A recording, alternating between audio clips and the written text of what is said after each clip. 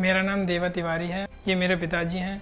इनके कमर में L5S1 में स्लिप डिस्क की प्रॉब्लम थी।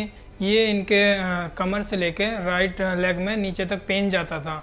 कुछ भी काम डेली बेसिस पे कुछ भी करते थे, चलते थे, बैठते थे, लेटते थे, कुछ भी काम करते थे तो इनके ऊपर से लेके नीचे तक पेन होता रहता था। और ये इन्हें पेन लगभग 3 साल से होता रहा। बट कुछ डॉक्टर्स को दिखाया तो उन्होंने कहा कि ये दवाई दे दी है, कुछ भी रिलीफ मतलब नहीं मिला।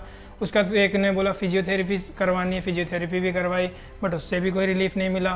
फिर मतलब हमें पता चला ऑनलाइन के थ्रू कि डॉक्टर अमित चुग से मिले हम। उन्होंने बोला कि हम दूरबीन के थ्रू इनका बिना बेहोश किए स्पाइन सर्जरी करेंगे जिससे इन्हें रिलीफ मिलेगा। फिर हमने उनके पास गए, GK1 में उनका सेंटर है।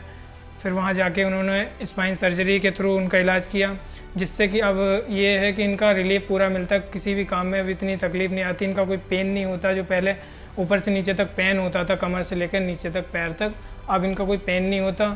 अब ये पूरी तरीके से रिलीफ है इन्हें, अब कोई काम करने में कोई परेशानी नहीं है। तो उन्होंने बहुत, उनका बिहेवियर और सारी चीज़ बहुत अच्छी हैं। उन्होंने अच्छे से कंसल्ट किया और इनके अब पूरी तरीके से ठीक हैं। नमस्कार, मैं doctor Amit Chugh. I am working as spine surgeon in Delhi. हमारा सेंटर जो है वो Asian spine and scoliosis centre है GK1 में। आज हम बात करते हैं पेशेंट की जिनका नाम है नीरज कुमार। इनका हमने सर्जरी किया था।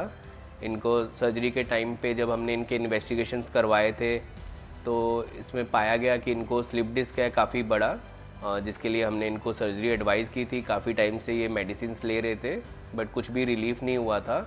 तो फाइनली इन्होंने प्लान किया सर्जरी करवाने का। जब हमने सर्जरी प्लान की तो इनको एनेस्थीसिया के डॉक्टर्स ने देखा था। उन्होंने अपना जो भी रूटीन वर्कअप होता है, blood investigation, ECG, chest x ray, 2D को सब कुछ करवाया।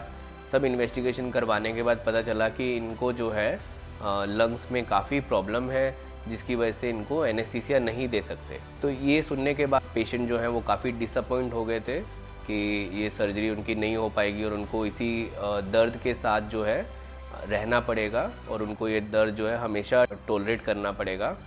तो हमने इनको बताया कि ज़रूरी नहीं है कि हम जो स्पाइन सर्जरी जो है वो पूरी बेहोश करके करें। तो हमने इनको जब बताया कि इनकी सर्जरी जो है वो बिना बेहोश किए भी की जा सकती है तो फैमिली को, पेशेंट को काफ़ी खुशी हुई। फिर हमने जो है इनकी स्पाइन सर्जरी जो है बिना बेहोशी वाली स्पाइन सर्जरी प्लान की। सर्जरी के टाइम पे इनको लोकल एनेस्थीसिया दिया गया था और सर्जरी के टाइम पे ये अपना पूरा बात कर रहे थे, पैरों की मूवमेंट कर रहे थे और सर्जरी इनकी सक्सेसफुल हुई थी। दूरबीन से हमने इनकी सर्जरी की थी। सर्जरी के सेम डे इनका चलना फिरना, बैठना उठना सब कुछ स्टार्ट हो गया था। सर्जरी काफ़ी सक्सेसफुल रही थी। नेक्स्ट डे जो है हमने इनका डिस्चार्ज कर दिया था, ये अपने घर चले गए थे। और मैं इतना ही कहना चाहूँगा कि अगर किसी को भी स्पाइन सर्जरी से रिलेटेड या स्पाइन की किसी भी प्रॉब्लम से रिलेटेड कोई भी डाउट है, उनको ये प्रॉब्लम आ रही है कि उनको सर्जरी के लिए जाना चाहिए या सर्जरी नहीं करनी चाहिए, सर्जरी करनी चाहिए तो दूरबीन से करनी चाहिए या ओपन सर्जरी करनी चाहिए, तो आप हमारे नीचे दिए गए नंबर पे हमसे बात कर सकते हैं और कमेंट सेक्शन में कमेंट करके हमसे कांटेक्ट कर सकते हैं। आशा करते हैं कि आपको ये वीडियो जो है हेल्पफुल रहा होगा और बहुत आपको इससे इन्फॉर्मेशन मिली होगी रिगार्डिंग स्पाइन सर्जरी।